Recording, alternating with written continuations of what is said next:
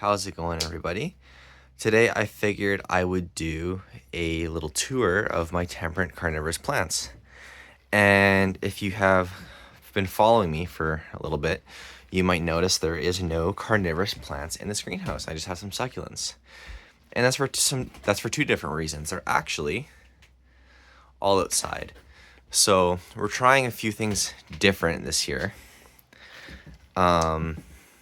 And one thing was that this greenhouse gets pretty hot during the summer. It gets about 45 to 50 degrees Celsius, which is a bit hot for carnivorous plants. And this is just a little bog garden I have of some extra plants and nice antho-free perp.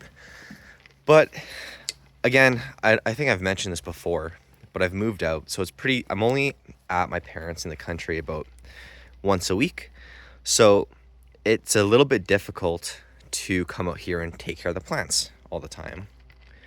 So opening up the greenhouse every day isn't quite an option to keep a lot of the plants cool.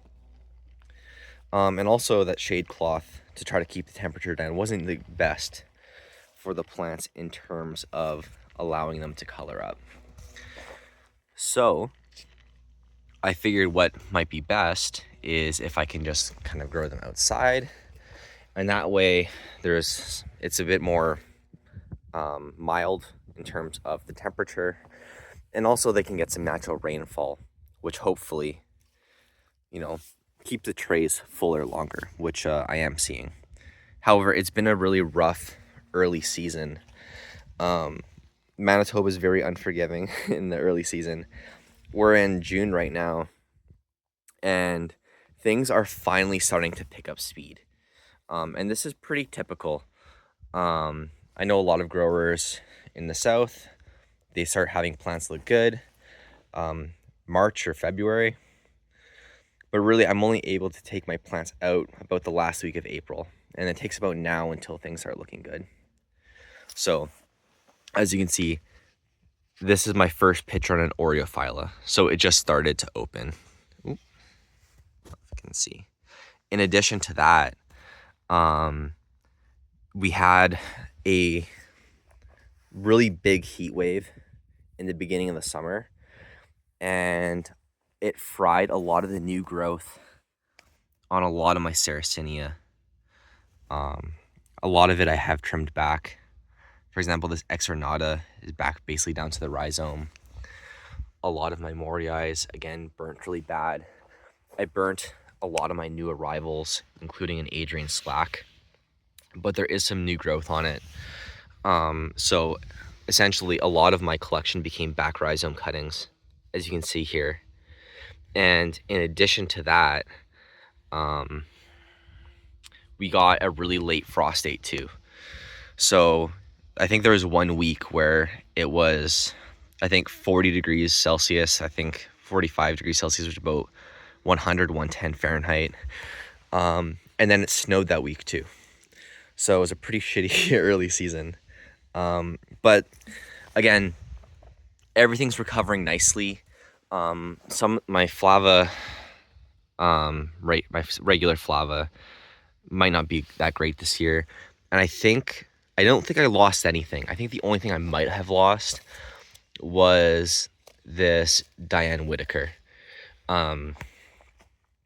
But yeah, that's kind of just explaining kind of the early season. And I guess I'll just go over everything. The only other thing I got to figure out is maybe I need a raised table or something, because the weeds here get pretty big.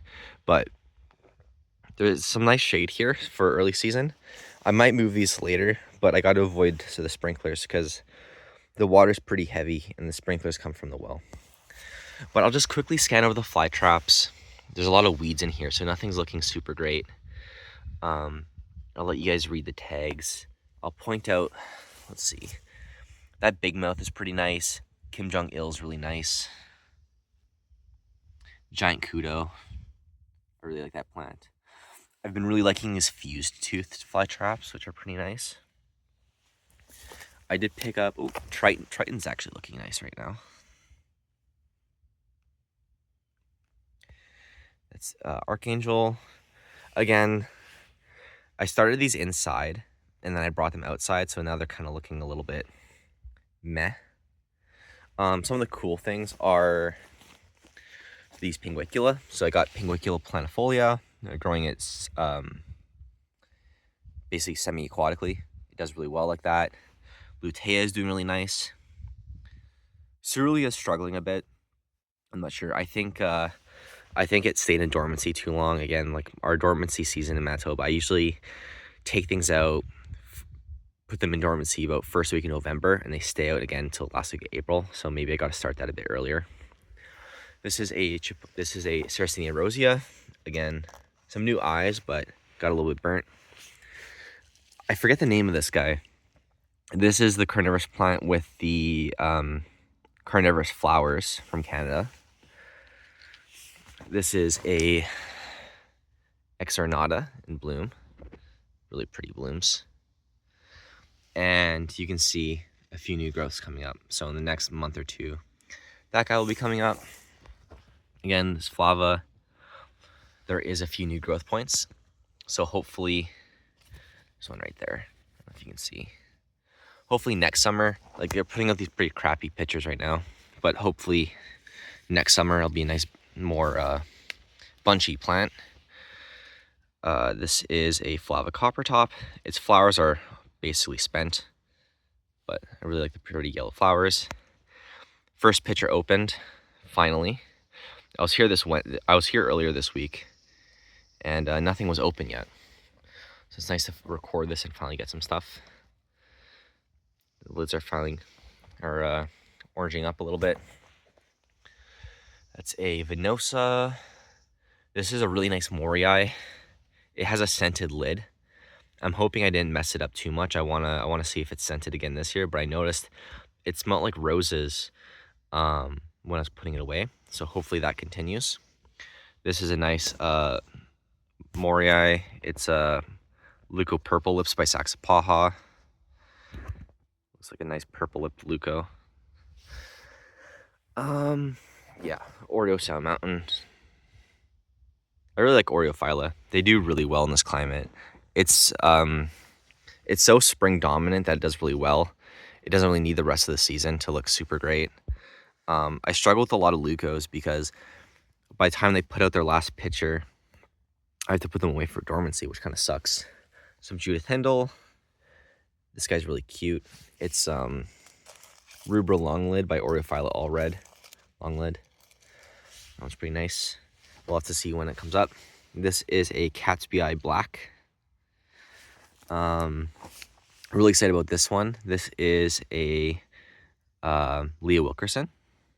It has a really thick base on this picture. I'm not sure how big this one's actually going to be. When it kind of does this little wing thing, usually that means that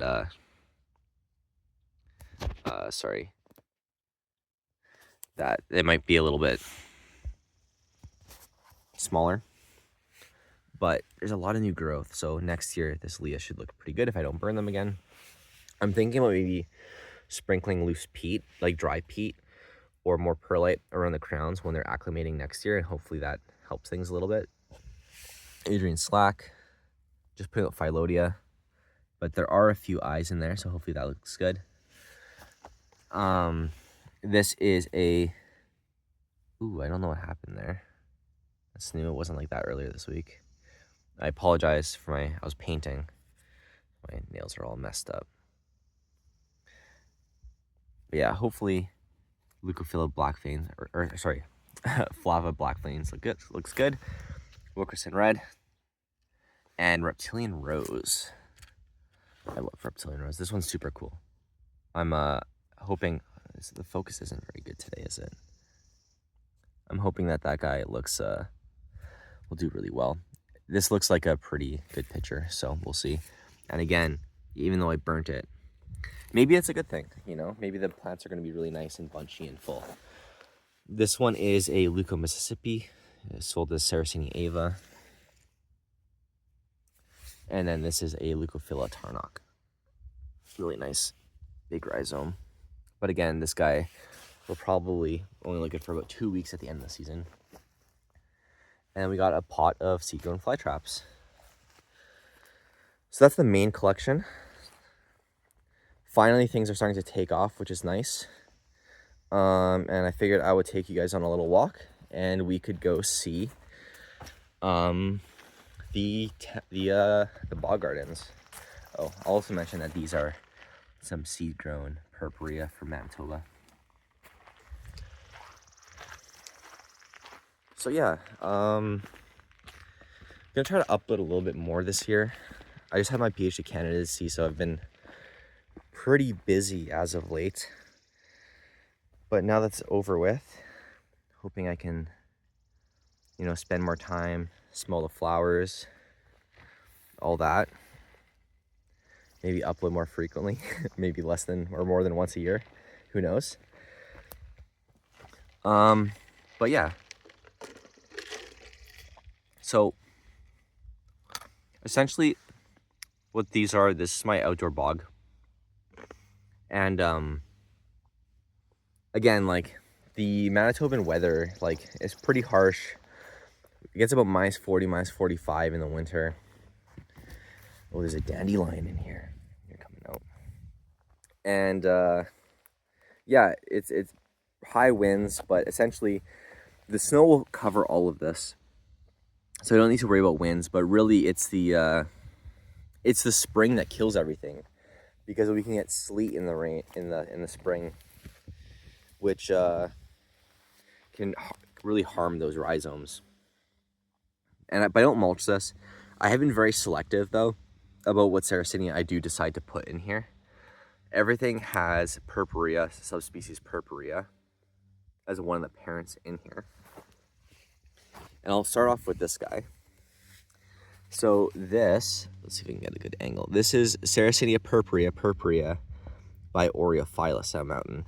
And I'm really happy that I could capture this nice bouquet of flowers on video for you guys. It throws out these really nice tubby pictures, kind of like an exornata. And it does really well. It's not the most flashy specimen, but it does pretty well. Nice red flowers. I'll get this little aphid off. But it's really nice. It's a nice, very vigorous and hardy species. I also have some other companions here. I got some wild Manitoban iris, bog milkweed. I think this is sweet flag, marsh marigolds, bog violets, all from Per Originals in Manitoba. Shout out to them. I kind of went to them and they helped me kind of design this and pick out some plants that would be well suited. And then I have some seed-grown perps. These are from, I believe, collected from Lactabani. They're doing really well. Again, don't mulch. I don't have to do anything. They do really well. The sundews came back this year, which is nice. Drosera rotundifolia. There's some more in here, but I'm not exactly sure where they went. I think they might have gotten outgrown. Another purpurea, and then this is purpurea by Lovebug.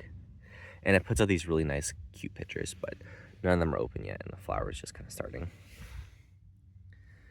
But yeah, there was a few other things in here. I think there was a Pinguicula vulgaris at one time. But this thing is it's pretty overgrown, and I think I need to remake it.